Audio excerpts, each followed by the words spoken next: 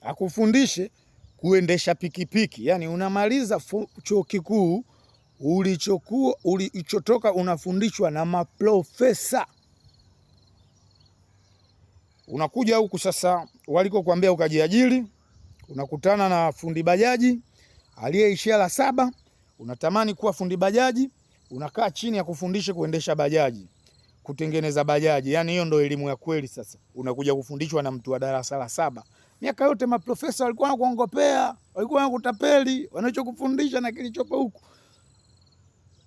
tofauti, havifanani. Au la, umtafute dereva pikipiki mwenye pikipiki 2 aliyeishia la 7, akupe moja, umpelekea kipande, na muda huo haujui kuendesha. Wewe mwenyewe kwenye kujifunza kuendesha, kwenda chuo popote kusoma kwenye kujifunza kuendesha pikipiki. Naye siku 2 kachukua chuma ya mwanae kaendesha, siku 2 anajua yuko lodi. Itakubidi sasa anachukua siku hizi 2 za kukufundisha, na itakubidi wewe umejua, hawapotezi muda. 2 za kukufundisha kuendesha pikipiki, siku ya 3 anakupa chuma, ingia lodi, lazima umletee kipande. Ujafa wewe? Au jafa? Wewe unaweza kujifunza kuendesha pikipiki siku 3 lodi, ukaingia lodi. Au jafa bado? Utasikia ajali vijana, sijui ajali nini. Hawa madereva hawana elimu ya udereva. Hawa madereva hawana elimu yoyote ya udereva. Unaingia lodi miezi 6, wiki 3, umekufa na degree yako.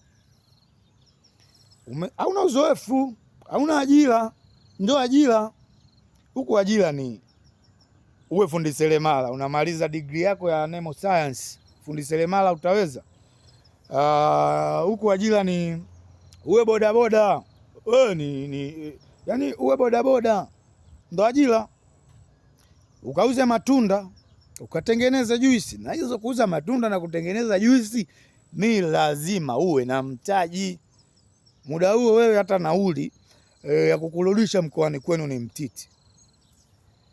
Kijijini kwenu ulikotoka, walikokuwa wanakuaminia kila ukirudi wanakuona special, kwa sababu uko shule unasoma na wao waliishia la 7.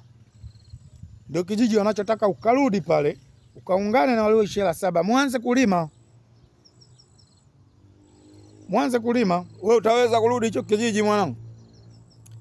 Sema ungekuwa wewe hicho kijiji ungerudi? Ungekuwa wewe hicho kijiji ungerudi? Umeona wanangu mambo yanavyokuwa.